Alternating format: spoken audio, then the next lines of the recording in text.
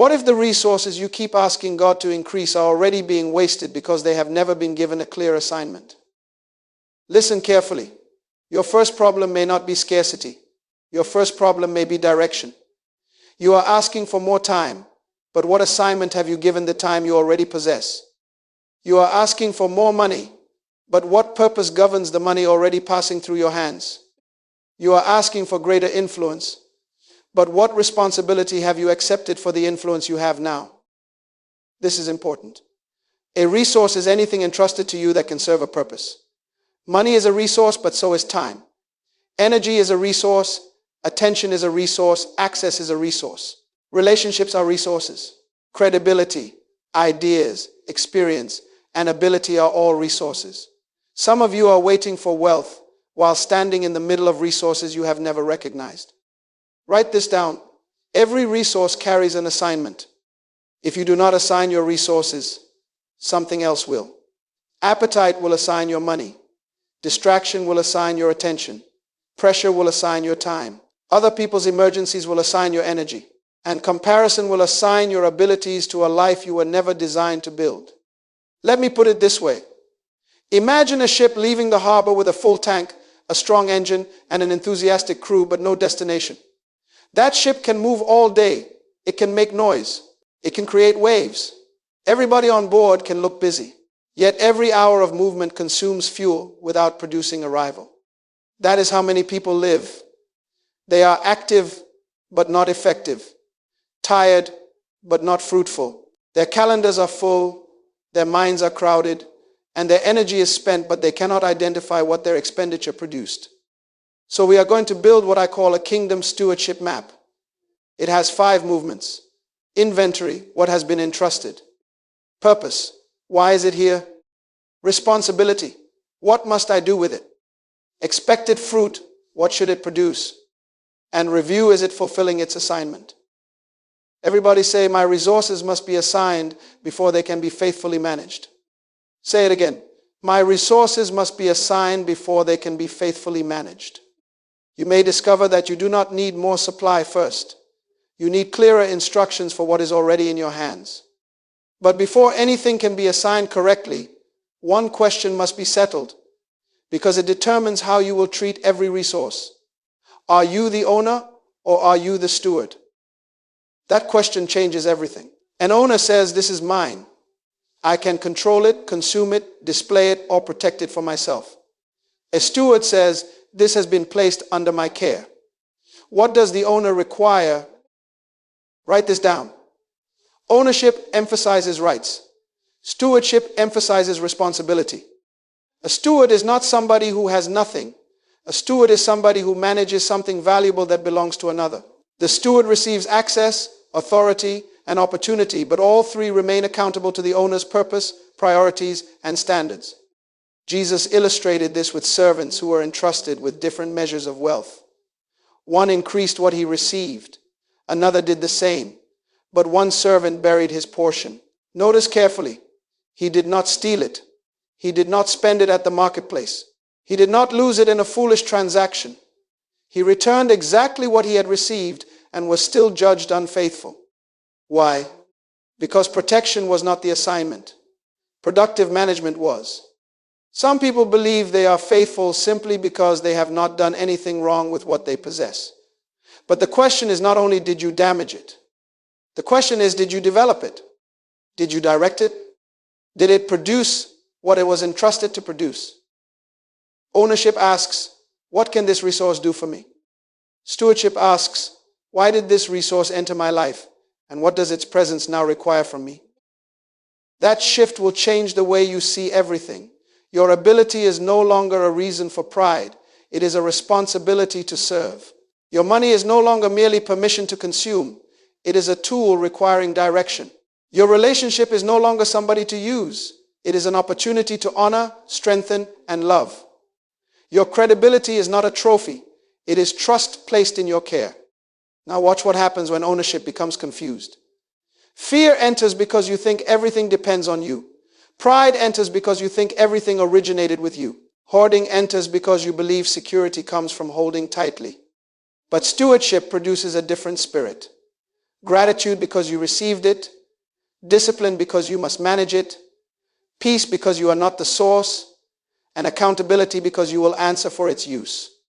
Responsibility does not mean anxious self-reliance. The steward is responsible for obedience, not for becoming the owner. You manage faithfully, God remains the source, authority, and final judge of the assignment. Everybody say, I am not a possessor, I am a steward. Again, I manage what has been entrusted to me. That identity turns discipline into faithfulness. It turns planning into obedience. It turns accountability into worship.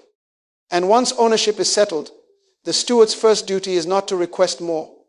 The first duty is to discover what is already in the house. You cannot manage what you refuse to identify. That is why the first movement on the Kingdom Stewardship Map is inventory. Inventory is an act of honesty. It means naming what is present, measuring what can be measured, and refusing to take familiar blessings for granted. Many people say, I have nothing, when what they really mean is, I have not examined what I have. So take out a page and write down 6 categories. Number 1, time and attention. Time is the hour available to you. Attention is the mental focus you bring into that hour. You can sit with your family for 2 hours and give them 5 minutes of attention. You can spend an entire day at work and give your best concentration to messages that accomplish nothing. So do not merely ask, where did my time go? Ask, what received my mind? Number 2, money and material provision. List your income, savings, tools, property, equipment, and useful possessions. Look for resources sitting idle. Some people are praying for a new tool while the old one is still in the box. Inventory will make you laugh at some of your prayers. Number 3, physical and emotional energy. When are you strongest? What restores you? What repeatedly drains you? Your body is not an inconvenience attached to your purpose. It is part of the equipment through which purpose is carried out. If you continually exhaust it without wisdom, you are consuming the very capacity required for your assignment. Number 4, abilities and knowledge. List natural gifts, learned skills, work experience, ideas, and lessons gained through difficulty. Do not overlook what hardship taught you. A painful season may have produced wisdom that can now protect or strengthen someone else. Number 5, relational resources. This includes family, friends, mentors, colleagues, teams, trust, and credibility. People are not possessions, but every relationship brings an opportunity to listen, honor, encourage, learn, collaborate, and serve. Trust is especially valuable because it takes time to build and only moments to damage. Number 6, access and opportunity. What rooms can you enter? What information can you receive? Whom can you contact? What doors have opened to you? Access is not a decoration for your ego. Every new door carries a new weight of responsibility. Now examine the waste. Prime attention given to trivial matters. Every dollar consumed before it receives direction. Useful tools neglected. The body exhausted. Abilities left undeveloped. Trusted relationships treated casually. This is not always a shortage of resources. Sometimes it is a shortage of awareness. But do not condemn yourself while making the list. We are not judging the inventory yet. We are simply telling the truth about what is in the house. Write it down clearly. Name it. Measure it. Recognize it. You may discover that your life contains far more entrusted wealth than your bank account could ever reveal. An inventory tells you what is present, but presence does not reveal purpose. The next question is the one that gives every resource direction. What is it for? Purpose is the destination that gives a resource meaning. Without purpose, increase only helps you become lost more quickly. Write this down. Direction is more important than speed. A car moving rapidly in the wrong direction is not making progress. It is increasing the distance between itself and its destination. In the same way, more money, more energy, more access, or more influence will not correct a confused life. Resources accelerate whatever purpose governs them, even when that purpose is wrong. Look at the order built into creation. Light has a function. Seasons have boundaries. The sea has a place. The sun and moon do not compete for the same assignment. Creation is effective because distinct things operate within distinct purposes. Disorder begins when something abandons its function or refuses its boundary. Your resources require the same clarity. Money cannot be wisely assigned merely to appetite. Ability cannot be assigned merely to applause. Access cannot be assigned merely to appearance. Attention cannot be governed by comparison. Pressure is loud, but loudness is not authority. So how do you discern purpose? Ask 3 questions. First, what responsibility has been placed before me? Not every problem in the world is yours to solve. What duty, work, person, or condition has genuinely been placed within your care? Second, whom can this resource serve? A gift becomes meaningful when it contributes. Knowledge can guide someone. Money can support an obligation. Time can strengthen a relationship. Access can create an opportunity for another person. Third, what outcome would honor the reason this resource was entrusted? If the answer is only, it will make me look important, keep praying. Appearance is not assignment.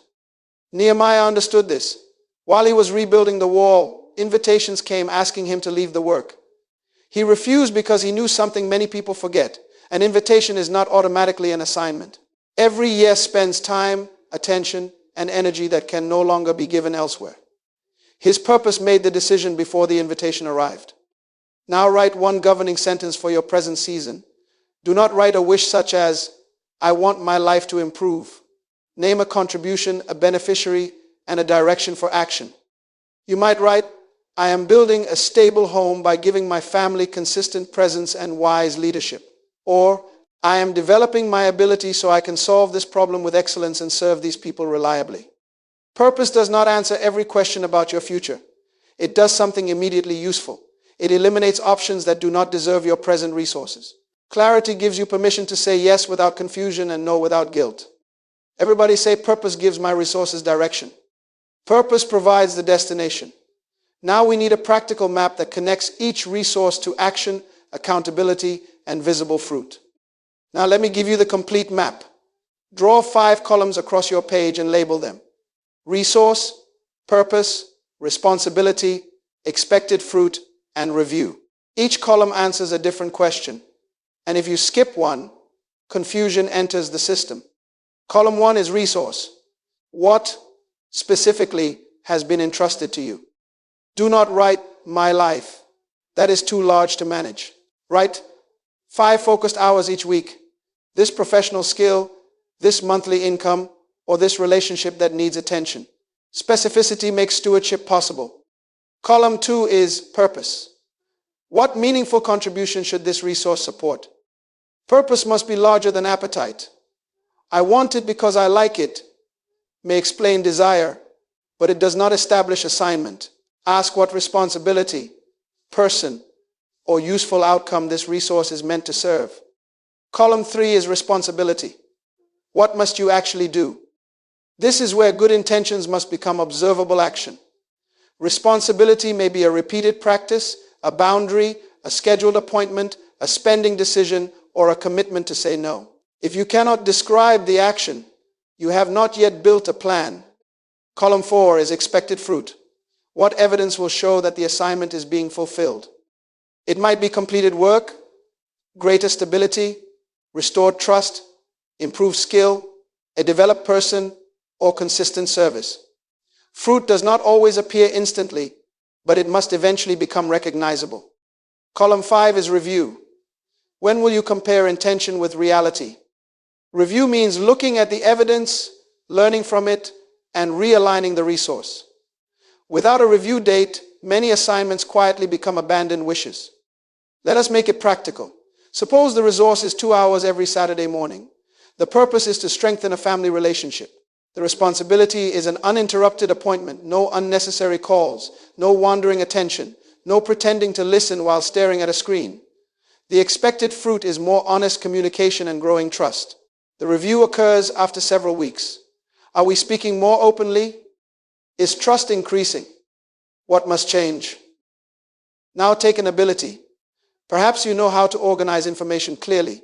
The purpose is to help your workplace or community solve a recurring problem. Your responsibility is to develop a usable process, test it, and deliver it reliably. The expected fruit is less confusion, better service, and people equipped to work effectively. Then you review the result and improve the process. Do you see the difference? Talent sitting inside you is potential. Talent converted into dependable service is stewardship. And listen, purpose without responsibility becomes inspiration. Responsibility without expected fruit becomes busyness. Activity without review becomes repetition. You can repeat the wrong thing faithfully and call it discipline. No discipline must remain accountable to purpose. Everybody say the 5 movements: resource, purpose, responsibility, expected fruit, review. Again, without looking: resource, purpose, responsibility, expected fruit, review. This map converts stewardship from a beautiful idea into a management system. It gives the resource an assignment, the steward an action, and the assignment evidence. Now that the map is established, we must test it against the resources most frequently spent without anybody noticing. Time, attention, and energy. Time, attention, and energy are related, but they are not the same resource. You may have an hour available and no concentration. You may have concentration and no physical strength. You may have strength and waste it reacting to things that never deserved it. Write this down. Time provides opportunity. Attention provides direction. And energy provides execution. Start with time. If a responsibility matters, give it a place on the calendar. Do not leave important work as a hope floating somewhere between emergencies. I will do it when I get time usually means it will never receive time. Appointments protect assignments. Schedule the work. Schedule the conversation. Schedule the preparation. If purpose is real, it must eventually occupy space. Now examine attention. What receives your repeated thoughts? What can interrupt you without permission? What keeps provoking an emotional reaction? Where does your hand go automatically when the screen lights up? Attention is investment. Whatever repeatedly receives your attention is being strengthened by your life. Some people are physically present in one place while their minds are serving 5 other masters. They are at home thinking about work, at work thinking about criticism, and in prayer thinking about notifications. Then they say, I have been busy all day. Yes, but where were you? Next is energy. Identify when your mind is clearest and your body is strongest. Protect those periods for high-value responsibilities. Learn what restores you. Sleep, quiet, movement, healthy routines, prayer, or unhurried reflection. Then identify the commitments that drain capacity without producing fruit. This is important because exhaustion is not always proof of diligence. Sometimes it is evidence of disorder. Ask yourself, what activity makes me look productive but does not serve my present assignment? It may be constant meetings, endless reactive messages, unnecessary arguments, or learning that never becomes application. Information can become entertainment, wearing a respectable suit. You must also learn purposeful refusal. Every yes spends something. It spends minutes, concentration, emotion, or physical strength. Therefore, saying no is not always selfish. Sometimes no is the fence protecting a responsibility to which you have already said yes. Imagine 2 captains with equal fuel. One follows a chart toward a defined harbor. The other turns whenever a wave changes direction. Both engines run. Both captains become tired. But only one converts fuel into arrival. Directed effort produces progress. Scattered effort produces exhaustion. So here is your assignment for the coming week. Choose one protected focus block. Establish one attention boundary, perhaps silencing unnecessary alerts or refusing reactive communication during priority work. Then choose one form of restorative rest and place it on the calendar. What fruit should you expect? Priority work advances. Relationships receive genuine presence. The body receives appropriate care. Distractions lose authority over the day. Disciplined focus and sustainable energy are not merely productivity techniques, they are acts of stewardship. Personal capacity creates room for action, but money, abilities, relationships, credibility, and access determine how far that action can serve others. Let us begin with money because money is measurable. It tells the truth quickly. You can say your priorities are spiritual, relational, and purposeful, but your spending record may testify that your real priorities are convenience, appetite, and appearance. A budget is not merely a restriction on spending. It is a written declaration of what you have chosen to support. Before appetite consumes the whole, assign portions to present obligations, generosity, preparation for future needs, personal development, and work connected to purpose. Do not wait to see what remains. If purpose receives leftovers, purpose will usually remain underfunded. Give every portion an assignment before pressure gives it one. Now, consider ability. Your gift is not complete merely because you discovered it. Ask 3 questions. What problem can this ability solve? Whom can it serve? What practice will improve its quality? Talent may open a door, but discipline development makes you dependable after you enter it. Ability becomes stewardship when it produces reliable service. Then examine relationships. There are 2 common errors, exploitation and neglect. Exploitation asks, what can this person do for me? Neglect assumes trust will survive without attention. Neither is stewardship. People are not possessions. You do not own your spouse, your children, your friends, your colleagues, or your team. But you have been entrusted with opportunities within those relationships to love, listen, encourage, correct, mentor, reconcile, collaborate, and keep your word.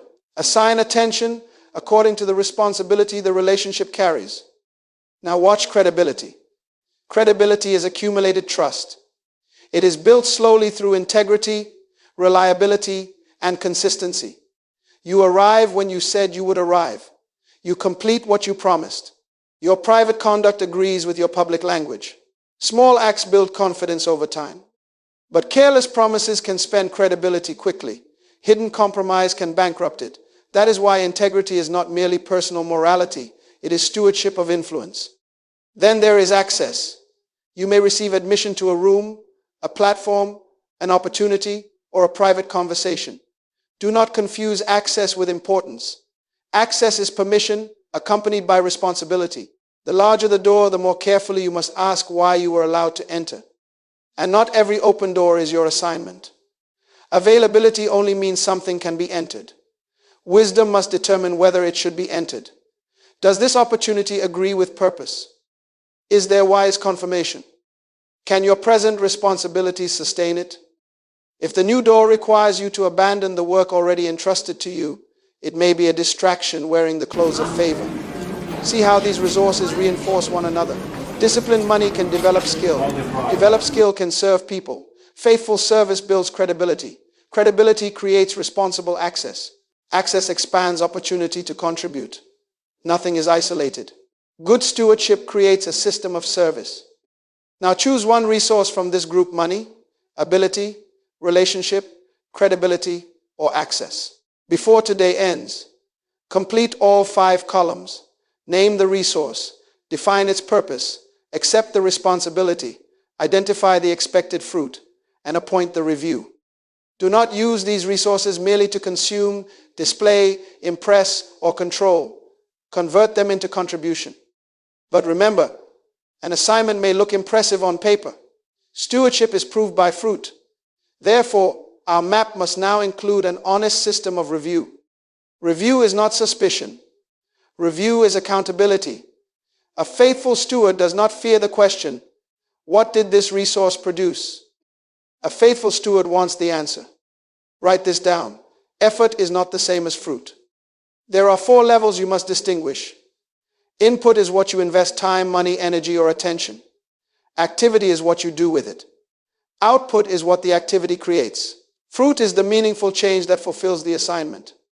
You can invest many hours, attend many meetings, produce many documents, send many messages, and still leave the intended problem untouched. The output may be visible while the purpose remains unfulfilled. Noise can impress people. Fruit serves them. So establish 2 rhythms. Every week, review time, attention, spending, and commitments. These resources move quickly and can drift before you notice. Every month, conduct a deeper review of abilities, relationships, credibility, access, and long-term responsibilities. Ask 5 questions. What was assigned? What action did I promise? What actually happened? What evidence of fruit appeared? What must continue, stop, change, or receive help? Do not answer emotionally. Answer honestly. Look for neglect. Which resource remained idle? Which responsibility was postponed again? Which relationship continually received whatever energy was left after everybody else took the best? If something important survives only on leftovers, it has not been properly assigned. Then look for false productivity.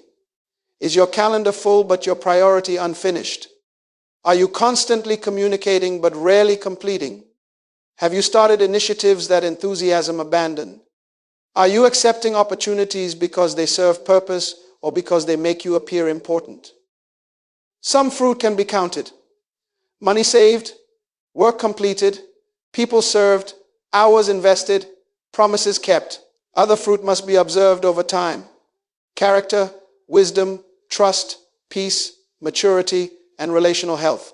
Do not force every result into a number, but do not use what cannot be counted as an excuse to avoid evidence. And remember, consistency matters. One dramatic week cannot compensate for months of disorder. Small acts of faithfulness repeated over time reveal more than occasional intensity. Stewardship must survive after the emotion fades, after the applause stops, and after the new plan no longer feels exciting. Now schedule the review. Do not say, "I will remember." Memory becomes very spiritual when it is trying to avoid accountability. Put the appointment on the calendar. Choose the day, the hour, and the questions. Review before the crisis, not because of the crisis. This rhythm will teach you to distinguish fruitfulness from consumption, motion, and appearance. It will show you what is working, what is drifting, and what must be corrected. An honest review will eventually reveal misdirected resources. When it does, the proper response is neither denial nor condemnation. It is realignment. When review exposes mismanagement, two reactions will try to keep you trapped. The first is defensiveness. You explain the pattern, excuse the waste, blame the pressure, and protect the very behavior that must change. The second is condemnation. You agree that something is wrong, but instead of correcting it, you collapse into shame. Both reactions keep the resource tied to the past. Write this down. Repentance is not feeling terrible about an old direction. Repentance is changing the thought that governed it and changing the management decision that came from that thought. Realignment begins with honesty. Acknowledge the mismatch. This resource was assigned here, but I have been spending it there. Do not decorate it. Do not dramatize it. Name it. Next, recover whatever can still be recovered. Cancel the unnecessary commitment. Move the remaining money. Reclaim the unused hours. Repair the conversation. Ask for the tool back. Then clarify the proper purpose again. After that, revise the responsibility. Perhaps the old action was too vague, too large, or dependent on emotion. Make it specific. Set a realistic sign of fruit. Then choose the next review date so correction becomes a new pattern, not a moment of regret. Now listen carefully. Some losses cannot be reversed. Yesterday's hours will not return. A careless word may leave a wound. A missed opportunity may remain closed. Stewardship does not require pretending that consequences are imaginary. But the wisdom gained from yesterday can govern tomorrow. You cannot reclaim spent time, but you can assign the time that remains. Realignment may mean ending an activity that no longer serves purpose. It may mean apologizing to a neglected family member. It may mean redirecting spending, seeking training, restoring healthy rest, or declining access that exceeds your present capacity. Sometimes the most faithful use of an open door is to admit you are not assigned to walk through it. Correction is evidence that review is working. The goal is not a flawless record. The goal is increasingly faithful alignment. So pause for a moment. Identify one resource you have misdirected. Do not choose 5. Choose 1. Now name one corrective action you can begin immediately. Everybody say, I will not defend disorder. Say, I will not live under condemnation. Now say, I will realign what has been entrusted to me. The same money once consumed carelessly can become disciplined provision. The same ability once neglected can become excellent service. The same attention once scattered can become focused contribution. We are now ready to gather every principle into a living rule of stewardship and make a commitment that continues after this teaching ends. Let us gather the entire teaching into one rule of life. Identify the resource, discern its purpose, accept the responsibility, name the expected fruit, review the result, then realign whenever the evidence requires it. Choose stewardship over ownership, direction over motion, contribution over consumption, fruit over appearance, realignment over guilt. Now this teaching must leave the page and enter your schedule. For the next 7 days, finish your inventory. Map at least one resource from every major category. Remove one distraction. Protect one priority. Schedule your first review appointment. Then continue for 30 days.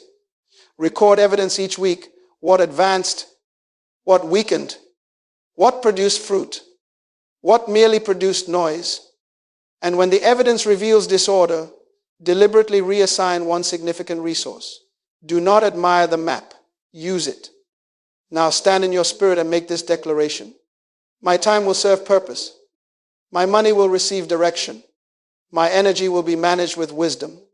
My attention will not belong to every distraction. My abilities will solve problems and serve people. My relationships will receive honor and faithful care. My credibility will be protected by integrity. My access will be governed by responsibility. I am a steward, and I will be accountable for fruit. Now become quiet for a moment. Father, we acknowledge the time we have wasted, the resources we have consumed without direction, the abilities we have neglected, and the relationships we have treated casually. Forgive our pride, our fear, our confusion, and our disorder. Give us wisdom to recognize what you have entrusted. Give us discipline to assign it, integrity to manage it, courage to correct it, and consistency to remain faithful after emotion fades.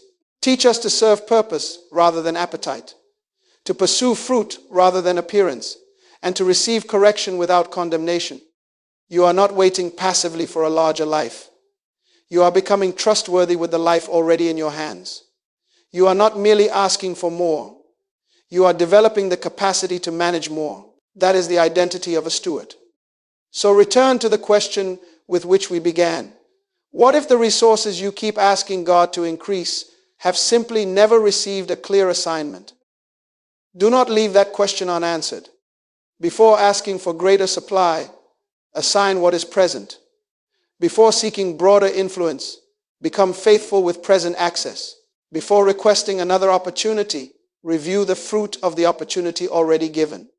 Begin now. Write the inventory, complete the map, schedule the review. Every resource has an assignment. Discover it, manage it, and become accountable for its fruit.